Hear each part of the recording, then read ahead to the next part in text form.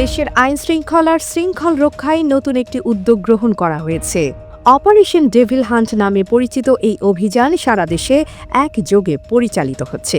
সেনাবাহিনী, BGB, RAB, police ও গোয়েন্দা শাখা ডিবি সবাই মিলিতভাবে এই অভিযান পরিচালনা করছে। গোয়েন্দা তথ্যের ভিত্তিতে সন্ত্রাসীদের গ্রেপ্তার করা হচ্ছে। স্বরাষ্ট্র মন্ত্রণালয়ের ঘোষণা অনুযায়ী এটি পতিত আওয়ামী লীগের সন্ত্রাসীদের বিরুদ্ধে একটি বিশেষ অভিযান।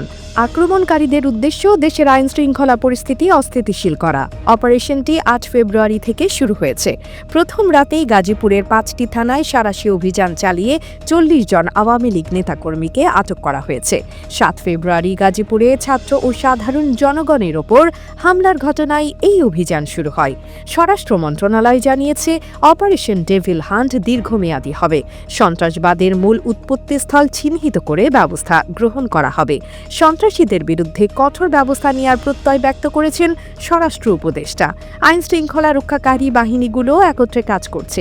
গোয়েন্দা তথ্যের ভিত্তিতে নির্দিষ্ট টার্গেট নিয়ে অভিযান পরিচালিত হচ্ছে। ঢাকা শহরের নিরাপত্তা নিশ্চিত করতে ডিবি নিয়মিত সন্ত্রাস বিরোধী অভিযান চালাচ্ছে। অপারেশন ডেভিল হান্ট চলবে যতদিন না শত্রুরা পরাজিত হয়। যারা দেশে অস্থিতিশীলতা সৃষ্টি করবে তাদের টার্গেট করে অভিযান অব্যাহত থাকবে। সরকারের দৃঢ় অবস্থান দেশের নিরাপত্তা সুরক্ষায় একটি নতুন দিগন্ত উন্মোচন করছে। অতএব এই অভিযান শুধু সন্ত্রাসীদের বিরুদ্ধে নয়, বরং একটি নিরাপদ সমাজ গড়ার জন্য সরকারের সংকল্পের প্রতীক। শয়তান শিকার করার এই অভিযান দেশের জনসাধারণের জন্য আশার আলো বয়ে আনবে, এমনটাই প্রত্যাশা।